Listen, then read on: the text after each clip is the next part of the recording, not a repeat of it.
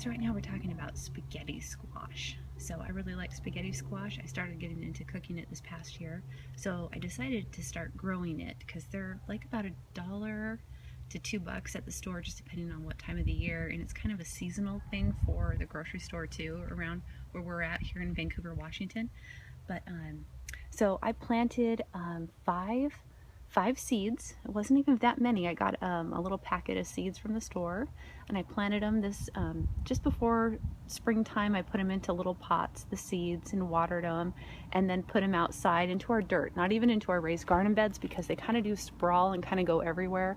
So I wanted them in the ground, because otherwise last year when I put it in the garden beds, it overtook the garden beds and it was growing out everywhere else. So I put them in the ground this year, and they were actually right in the center, about right there. Let me back up so you can kind of see. This is the whole area here. To the right, you see kind of squash, and then to the left is cucumbers.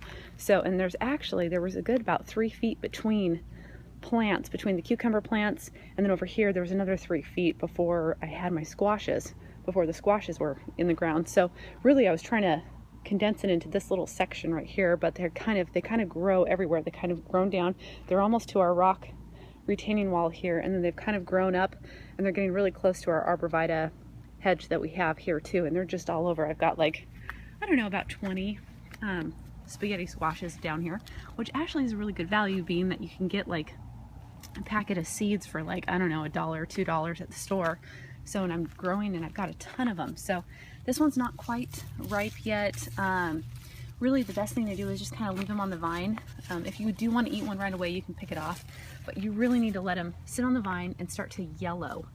And then also you can tell that the stem where it connects starts to turn a little bit brown. It gets harder, and then you know that the squash is ready to be picked, and it's gonna last. Like after you pick this, it's kind of like a pumpkin. So it's gonna last for a good couple of months on your counter or in your cold storage or something. So you don't have to cook it like right away. You have like all winter to use them.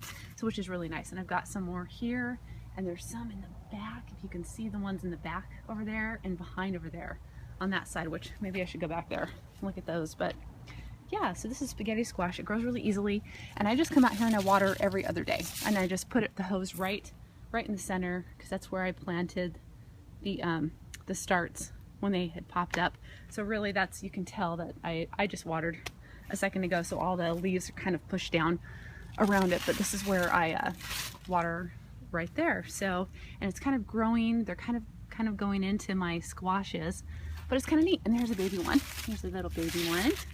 Here's another little baby one, and they're kind of whitish when they first start out, and then they kind of go to this nice yellow color. So, which is neat to watch. And there's just a ton of them. If I were to count them, I'm guessing over 20. So there's so many of them. But anyway, spaghetti squash is really easy to grow. Just make sure that you have a lot of space.